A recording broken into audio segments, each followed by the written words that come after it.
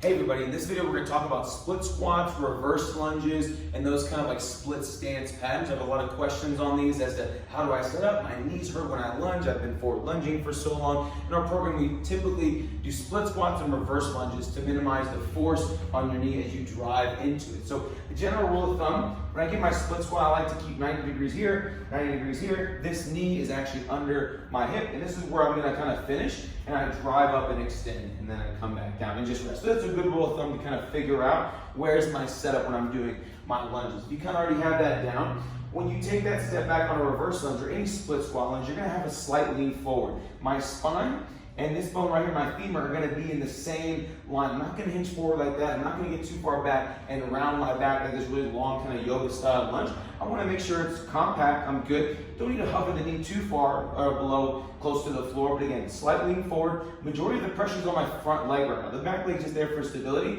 keep me upright, and boom, drive back up again. So again, you could do a reverse lunge, stepping back here, or you can just do split squats, which are just driving up and down in that position. Again, slight lean forward with the chest. You can goblet it up, again, pressed up against here, elbows tucked in, shoulders back, and you can do a reverse lunge.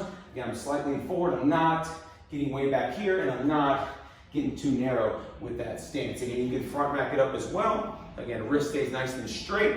You want to here, take that step back, boom, slightly forward, stepping back, and back up again. Majority of the weight was on the front leg. You can also do dual front rack as well, and you can have some weight on the side, so you can do a side-loaded reverse lunge or split squat. Again, taking a step back, these are split squats, that's a reverse lunge. Okay, so it's gonna be shoulders back, we're gonna be in a locked in position, bracing the core, not doing a whole bunch of funky stuff with our spine. Slight lean forward, and the front leg takes a little bit more pressure. Again, watch for the arches. Make sure when you're stepping back, nothing's collapsing inward there. Knee needs to stay directly on top of the toe. It can drive forward a little bit, so you can have the knee drive forward. You have the knee push out a little bit to the side and externally rotate, but definitely make sure you don't have any valgus collapse going on, and also no collapsing of the arch as well. So hopefully that video helped. Let us know if you need anything else.